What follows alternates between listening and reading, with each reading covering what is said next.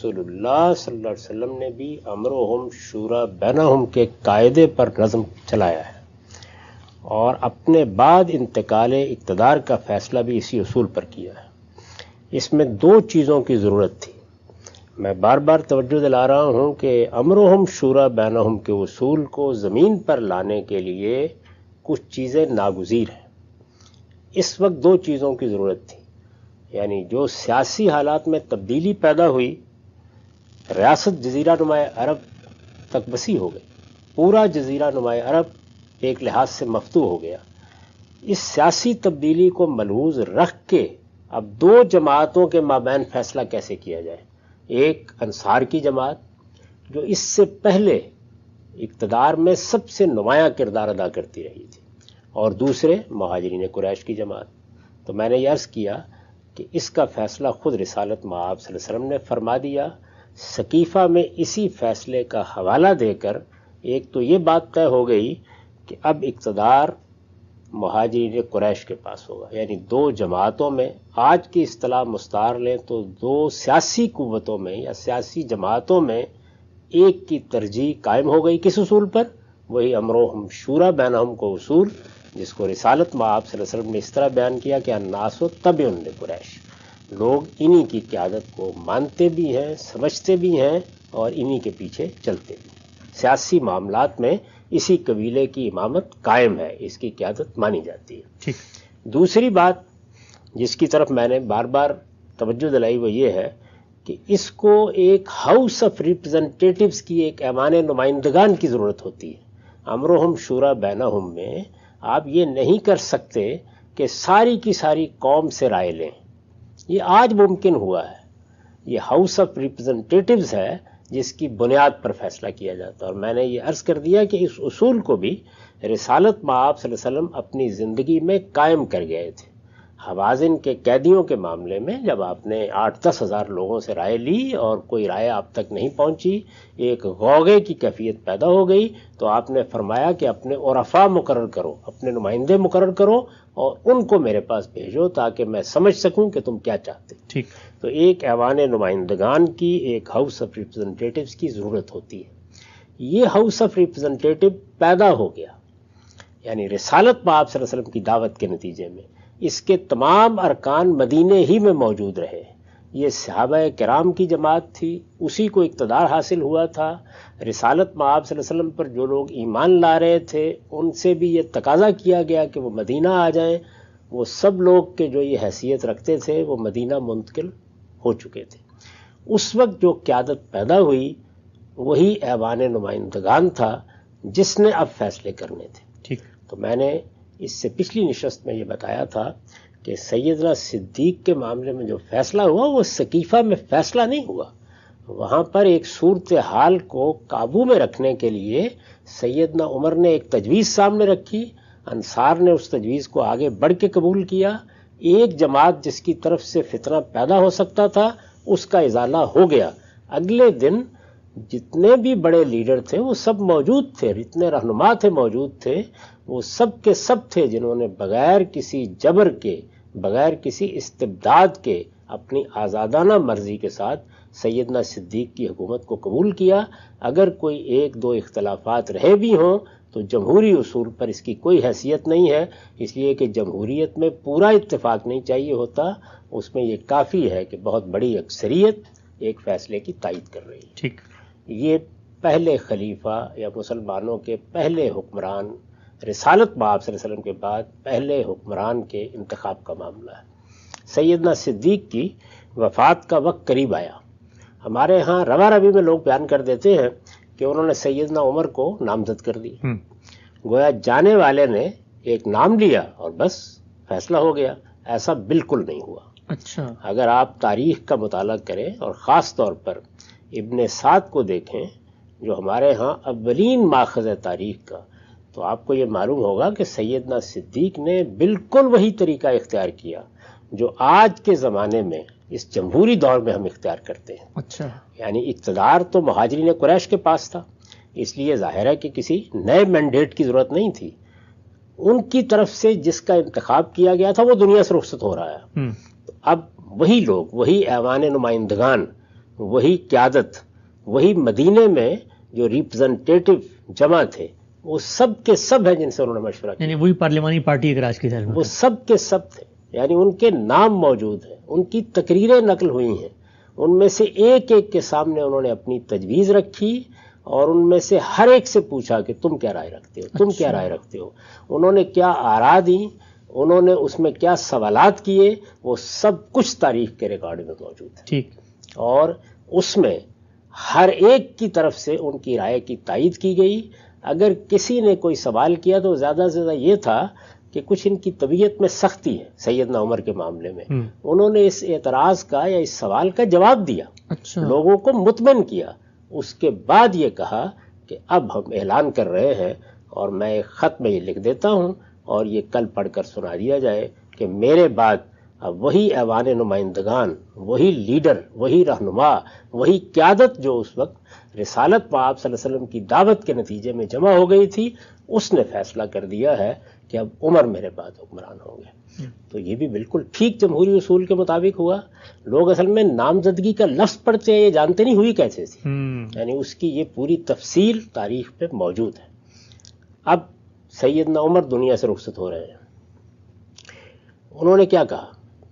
انہوں نے یہ کہا کہ سیدنا صدیق تو تم لوگوں کو بلا کے ایک نام اپنی طرف سے پیش کرنے کی پوزیشن میں تھے. یہ وہی بات ہے جس کی طرف میں نے توجہ دلائی تھی کہ بعض اوقات کسی جماعت میں ایسی شخصیت یا شخصیات ہوتی ہیں جن کے بارے میں زیادہ اختلاف کا امکان نہیں ہوتا. یعنی ایسی شخصیات خود ہمارے ہاں رہی ہیں، اس وقت بھی موجود ہو سکتی ہیں کہ اگر کسی موقع کے اوپر لوگوں کی رائے جی لی جائے تو ہر آدمی جانتا ہے کہ ان کے سامنے دوسری رائے نہیں ہو سکتی. سیدنا صدیق کے بارے میں جو بات انہوں نے کہی کہ تقطع الاعناق ہے، ان کے سامنے گردنیں جھک جاتی ہیں، اس پہ لوگ کیا بحث شروع کر دیتے ہیں؟ افضل کون ہے. یہ سیاست کی بحث ہی نہیں. سیاست کی بحث یہ ہے کہ لوگ کس کو اپنے رہنما کی حیثیت سے قبول کرنے کے لیے تیار ہیں. یعنی اگر مثال کے طور پر میں اپنے شباب کے زمانے کی لیڈرشپ کو دیکھوں اور اس میں یہ بیان کروں کہ سید اللہ صاحب مودودی صاحب جیسے یا مفتی محمود صاحب جیسے علماء تھے، سیرت دیکھیے، کردار دیکھیے، ان کی عظیمت دیکھیے، تو میں یہ افضلیت پر گفتگو کر رہا ہوں. عامت الناس کا اعتماد کس کو حاصل ہے؟ تو سیاست میں یہ کوئی بحث ہی نہیں ہوتی جو ہمارے ہاں عام طور پر مذہبی جذبات کے تحت کی جاتی ہے. اس میں فیصلے اس بنیاد پر نہیں ہوتے، اس بنیاد پر ہوتے ہیں.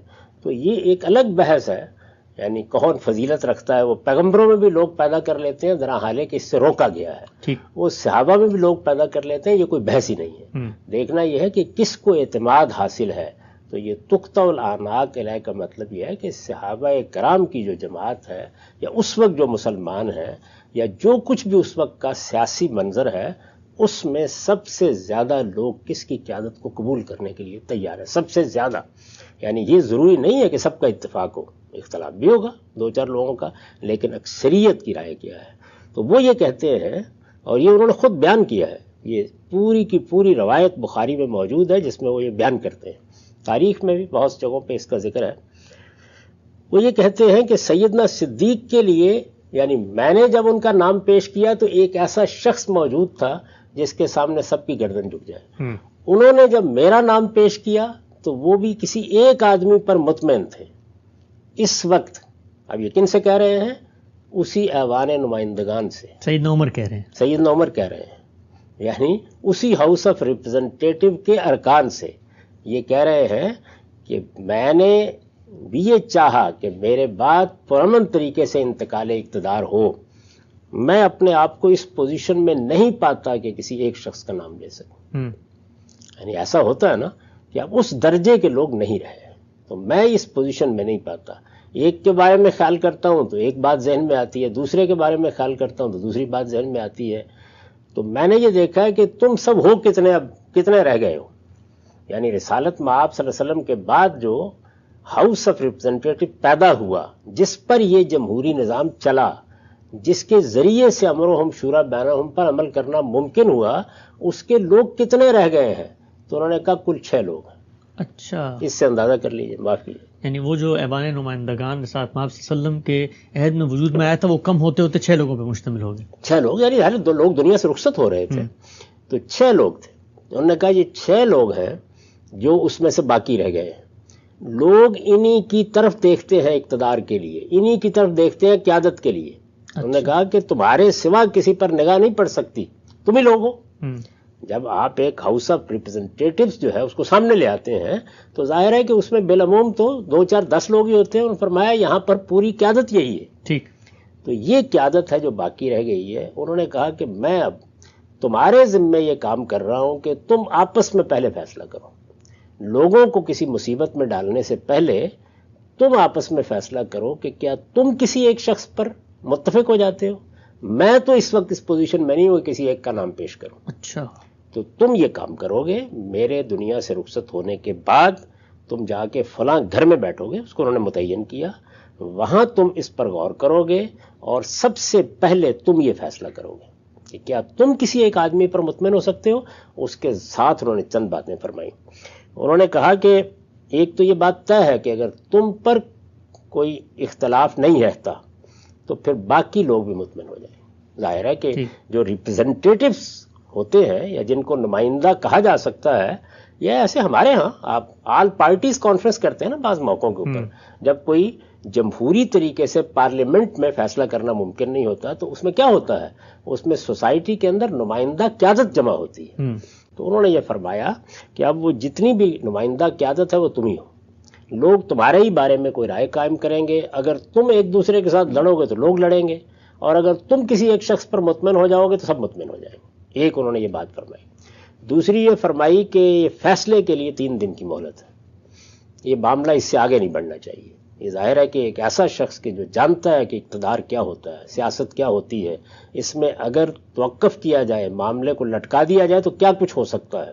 3 دن، اب 3 دن کی مہلت دینے کے بعد اگلی بات بھی کی اور اس میں پھر اصول کی طرف توجہ دلائی۔ اس کے الفاظ دیکھیے، احذروا ماکم من شیوخ الانصار، جس وقت تم بیٹھ کے مشورہ کرو تو انصار کے جو لیڈر ہیں، یعنی وہ جماعت جس جماعت کا بھی اقتدار میں حصہ نہیں ہے، اس کے لوگوں کو بھی مشورے میں شریک کرو۔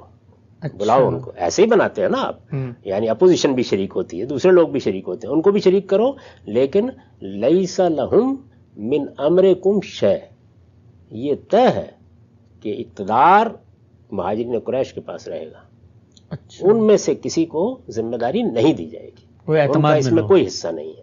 کیوں؟ وہی جو فیصلہ پہلے ہو چکا ہے کہ اکثریت کی تائید پورے جزیرہ نما عرب میں یہ صرف مہاجرین قریش کی قیادت کو حاصل ہے۔ دیکھیے تمام جمہوری اصولوں کو انہوں نے بیان کیا، پھر اس کے بعد لوگوں کو 3 دن کے لیے کہا کہ چلے جاؤ، اور اب چونکہ ایک قبائلی معاشرے میں فساد کا بھی اندیشہ تھا، اس بات کا بھی پورا امکان تھا کہ اختلاف ہو جائے، یہی ایک دوسرے کے ساتھ لڑتے ہوئے باہر نکل آئے، تو انہوں نے انصار میں سے ابو طلحہ انصاری کو، جو آپ یوں کہہ سکتے ہیں کہ ذرا جس کو قرآن نے کہا نا بستۃ فی العلم والجسم، پہلوان قسم کے آدمی تھے، ان کو بلایا اور 30 آدمیوں کو انصار میں سے کہا کہ لے کر اس کے دروازے پر بیٹھ جاؤ، 3 دن کے اندر یہ فیصلہ کریں گے ورنہ ان کا معاملہ ہی ختم کر دیا جائے گا۔ اچھا، یہ ایک غیر معمولی حکمران جو ہے کس طریقے سے معاملات کو دیکھتا ہے کہ یہ لیڈرشپ ہے، انہوں نے فیصلہ کرنا ہے۔ اگر اس سوسائٹی میں امرہم شورا بینہم کے اصول پر فیصلہ ہونا ہے، جیسے کہ پہلے 2 مرتبہ ہو چکا ہے، تو وہ ہو جائے گا، ورنہ پھر صرف فساد برپا ہوگا، پھر خانہ جنگی ہوگی، اس کے سوا کوئی اور راستہ نہیں ہے۔ چنانچہ وہ گئے لوگ، وہاں کیا ہوا اس مجلس میں اب لوگ کون ہیں پہلے وہ دیکھ لیں۔ سیدنا علی ہیں، سیدنا عثمان ہیں، عبد الرحمن بن عوف ہیں، سیدنا سعد ہیں، سعد بن ابی وقاص، سیدنا طلحہ ہیں، سیدنا زبیر ہیں، یعنی یہ لوگ ہیں، یہ 6 لوگ ہیں۔ ان لوگوں کے مابین اب گفتگو شروع ہوئی۔ عبد الرحمن بن عوف بڑی غیر معمولی سیاسی بصیرت رکھنے والے لوگوں میں سے ہیں، جیسے کہ معاویہ رضی اللہ عنہ ہیں۔ انہوں نے وہاں بیٹھتے ہی یہ کہا کہ بھائی یہ 6 لوگ ہیں، معاملہ بہت پیچیدہ ہو جائے گا، پہلے ایک آدمی اپنے پسندیدہ ایک آدمی کے حق میں دستبردار ہو جائے۔ اچھا، پہلے تعداد کم کرنی چاہیے۔ تو اب لوگ دستبردار ہوئے، دستبردار جب ہوئے تو 3 لوگ رہ گئے، یعنی 6 لوگ تھے نا، ایک جب ایک کے حق میں دستبردار ہوگا تو 3 لوگ رہ جائیں گے۔ وہ کون رہ گئے؟ سیدنا علی، سیدنا عثمان اور عبد الرحمن بن عوف، 3 لوگ رہ گئے۔ وہ مزید آگے بڑھے، انہوں نے کہا میں اپنے آپ کو دستبردار خود کرتا ہوں، اگر تم مجھے یہ اختیار دے دو کہ تم دو میں سے میں انتخاب کر دوں گا. اچھا، کیا بات ہے. تو ان کو تھوڑی سی گفتگو کے بعد اختیار دے دیا گیا. اس کے بعد وہ باہر گئے، انہوں نے لوگوں سے مشورہ کیا، انہوں نے انصار سے مشورہ کیا. یہ سب کرنے کے بعد انہوں نے کچھ سوالات پوچھے دونوں بزرگوں سے. دو ہی رہ گئے تھے نا اب، سیدنا عثمان اور سیدنا علی، اور اس کے بعد سیدنا عثمان کے حق میں فیصلہ کر دیا.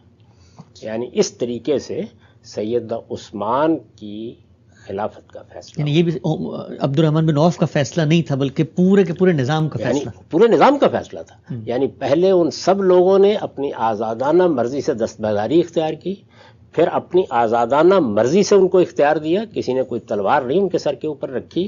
اس کے بعد انہوں نے اپنی طرف سے، آپ کسی کے فیصلے پہ اعتراض بھی کر سکتے ہیں، اپنی طرف سے دیانتداری کے ساتھ لوگوں سے پوچھ کر، رائے لے کر، جو کچھ بھی لوگ موجود تھے ان سب کا لحاظ کرتے ہوئے سیدنا عثمان کے بارے میں فیصلہ کیا. اور دوسرے فریق نے ان کو اختیار دیا یہ کرنے کا. دونوں نے اختیار دیا. پہلے انہوں نے اختیار لیا. یہ کیا وجہ ہوتی ہے اس کی؟ اس کی وجہ یہ ہے کہ یہ سب کس لیے پرامن انتقال اقتدار ہونا چاہیے. یعنی جمہوریت کے بارے میں عرض کر چکا ہوں کہ یہ کوئی حق و باطل کا فیصلہ نہیں ہوتا. وہ لوگ سیاست سے بالکل بے خبر ہوتے ہیں کہ جو اس کے معاملے میں یہ بحث کرتے ہیں کہ حق و باطل، یہ پرامن انتقال اقتدار کے فیصلے کا طریقہ ہے. یعنی کیا طریقہ اختیار کیا جائے؟ یا وہ لوگ جن پر حکومت کرنی ہے وہ فیصلہ کر دیں، یا آسمان کا خالق، زمین کا خالق فیصلہ سنا دے، آسمان سے کوئی وحی آئے اور بتا دیا جائے. اس کے بعد پھر کیا ہے؟ اس کے بعد صرف ایک چیز رہ جاتی ہے، وہ ہے استبداد، جس کا ظہور ہوتا ہے یا تلوار سے یا بندوق سے. ٹھیک. اس کے سوا دنیا کی تاریخ میں کوئی اور چیز آپ دریافت ہی نہیں کر سکتے. تو یہ اس سوال کا جواب تھا کہ صحابہ کرام کی جو ابتدائی تاریخ ہے اس میں نہ صرف یہ کہ امرہم شورا بینہم کے اصول پر عمل ہوا، بلکہ اس کے لیے جو میں نے بار بار توجہ دلائی ہے کہ ایک ہاؤس آف ریپرزنٹیٹو کے بغیر عمل کیا ہی نہیں جا سکتا. وہ ہاؤس آف ریپرزنٹیٹو پیدا ہوا تھا، اس کو کس نے پیدا کیا؟ اس کو قبائلی تمدن نے پیدا نہیں کیا تھا، اس کو رسالت مآب صلی اللہ علیہ وسلم کی شخصیت، آپ کی دعوت نے پیدا کیا تھا. یعنی پہلے صحابہ کرام اپنے ایمان کی وجہ سے ممتاز ہوئے، پھر ان کے اندر وہ لوگ پیدا ہوئے کہ جو السابقون الاولون تھے، پھر وہ آئے جو ان کے پیچھے آئے، پھر مدینے میں ان سب کو آنے کے لیے حکم دیا گیا. وہ سب کے سب رسالت مآب صلی اللہ علیہ وسلم کی ہدایت کے مطابق مدینے میں جمع ہوتے رہے. یہی شہر ان کا مرکز بنا، یہی دارالحکومت بنا، وہ سب وہاں موجود تھے. یہ وہ ساری چیزیں تھیں جن کو سامنے رکھ کر میں نے یہ عرض کیا تھا کہ اس وقت کے لیے یہ ہاؤس آف ریپرزنٹیٹو نہ صرف یہ کہ وجود میں آ گیا تھا، بلکہ اس کے مطابق ہی تمام فیصلے بھی ہو گئے. ٹھیک.